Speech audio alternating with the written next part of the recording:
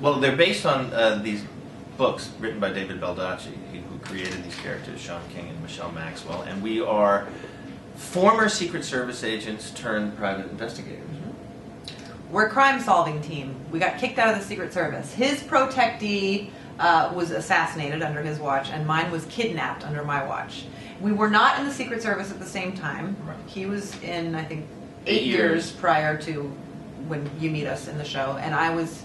You've only been out for a year. I've only been out for a year and a half. Right. Exactly. Right. And so when you meet us on the show, we've already been working together for a year. You don't see in the first episode how we've come together. But you learn over the course of the whole series. You learn a little bit more about what actually happened to us in the past and what the backstory is. What the backstory is, and that's a nice overall sort of arc. And we solve crimes in a very different way. We have a different approach. Yes. Michelle Maxwell is the woman of action, and Sean King is a man of words. Sometimes too many words. Too many words. You think? I think you use too many. But we have each other's back. We drive each other crazy, but we also work well together. We complement each other. Yes, I think so.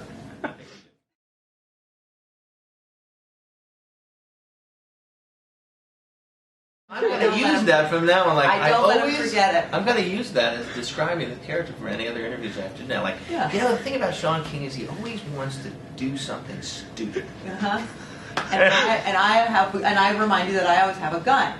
That's right, and then I prefer not to carry a gun. But that's I do. I prefer not to.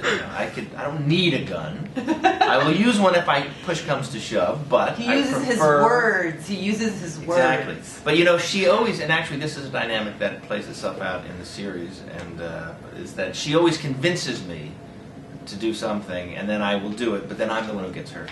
She gets that happens a lot. That happens a lot.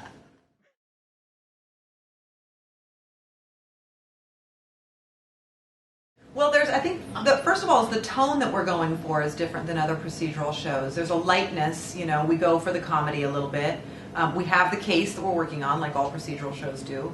And then it's a buddy show, so it's about our relationship, and it's really more of a character-driven show. So we're asking you to care about the characters, almost more than the case itself. Yes, it's definitely character-driven as opposed to case-driven. And it's a little bit of a throwback, but I kind of think in a good way. I like the fact, we just try to do it well and tell fun stories. And we dangle the will they or won't they get together element a little bit that we hope people will tune in for. There's a little bit of a throwback feeling about it. I like that though. Yeah, it's fun. Hopefully people want to take the journey with these characters, spend time with us, and we have a bunch of great guest stars coming up, and we actually expand the world. We meet Michelle's brother, and we meet another PI that Jerry O'Connell plays wonderfully well. And Ryan Hurst is great. Is Edgar Roy, the character you meet in the pilot, comes back and ends up. Well, we offer I don't him a job. Give away things. We offer him a job. Well, maybe we shouldn't. We're already doing spoilers. Little spoilers. Stay with us. It's a really good series. Just take our word for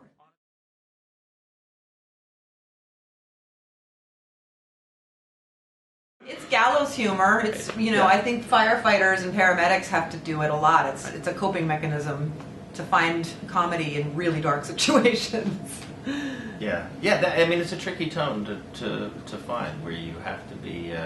It's got to be real and truthful, but also light. And hopefully we're finding our way through it. I'm glad you enjoyed it. Yeah.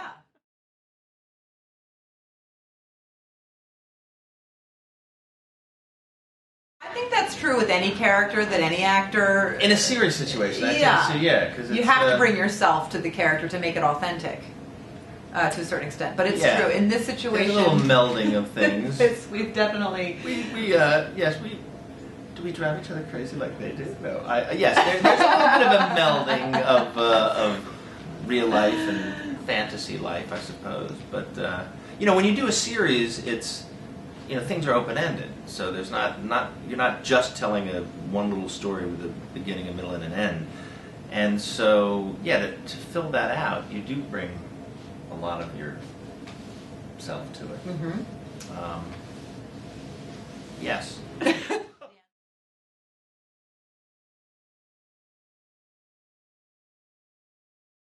Whoa, we got boy. stories. You're not going to We say got stories. So, do you got any PG-rated stories for the camera?